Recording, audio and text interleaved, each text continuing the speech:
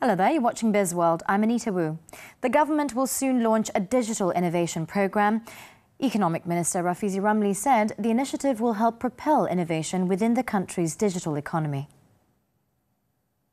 It will enlarge not just the understanding of innovation, it will enlarge the pool of innovative ideas, because the more people feel that innovation relates to their day-to-day life, the more I think we will have credible talents that can take advantage of the policies and initiatives provided by government. He also said the previously announced frameworks and policies were focused on financing and assistance. Hence, the government is taking another approach to not only focus on startups or small groups, but to open up wider opportunities to every layer of society.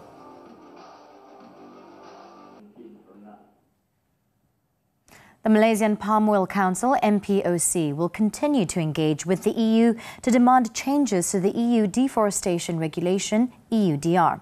MPOC CEO Belvinda Korsron said the Malaysian palm oil is sustainable and should not be considered high risk. The EU must provide an exemption for smallholders under the EUDR and offer a guarantee that Malaysia will not be designated as a high-risk jurisdiction for deforestation. On Tuesday, a delegation of leaders of Malaysia's major smallholders organisations presented a petition on the EUDR to the EU Commission headquarters in Brussels. The move followed a protest held on March 15th by several hundred oil palm and rubber small farmers. The protest highlighted concerns about the detrimental impacts of the regulation on smallholders' organisations' livelihoods and market access, noting that a large number of smallholders in Malaysia have relied on successful palm oil exports to lift them out of poverty and to support the sustainability of rural communities.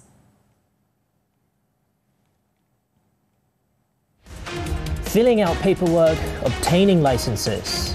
Having multiple people or committees approve a decision that delays almost everything. Are these excessive, rigid or redundant? The Prime Minister says Malaysia can be great again. But then, what does it take for the nation to cut red tape and bureaucracy? Join us on Money Matters this Saturday at 5 p.m. only on TV3. Companies listed on Bursa Malaysia's main market will be compelled to make ESG disclosures on its centralised sustainability platform in December.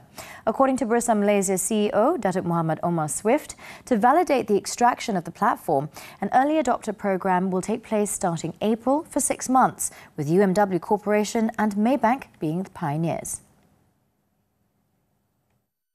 The challenge is now what we're going to learn working with UMW and feeding it back into Maybank, and it improves the model, is how do you cater for complex products where you have many different suppliers to make a single product, and how does that impact that PLC?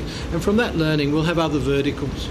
So we're also looking for services companies. So for every sector we have on the exchange, we'll be looking for a collaboration to improve this engine. The platform will enable PLCs to accelerate adoption of their supply chain's carbon emissions, which also includes non-listed entities. It would also help banks to develop green financing products and services that will incentivise and encourage decarbonisation of the corporate sector and their supply chain.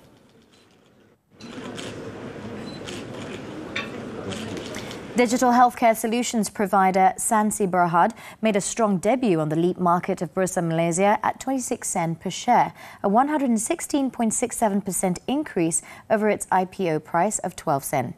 According to the Managing Director of Astramina Advisory, Datin Wong Murong, at 26 sen, the group has a market cap of 176 million ringgit. Leap market is a very good platform to actually cultivate and basically serve as an incubator for a company like Sancy, where initially they have a little bit of earnings, but they've got great business plan.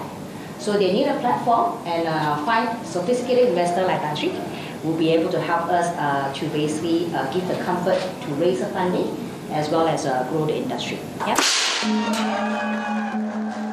Over the next year, Sancy aims to onboard about 100 hospitals in Malaysia into its insurance data exchange and analytical system ideas platform, as well as deliver double-digit growth for its financial year ending March 31st, 2024. Sancy is also aiming for the overseas market to be its key growth contributor by leveraging the ideas platform. That's all the time we have for Bizworld today. I'm Anita. Thank you for watching and be well, Malaysia.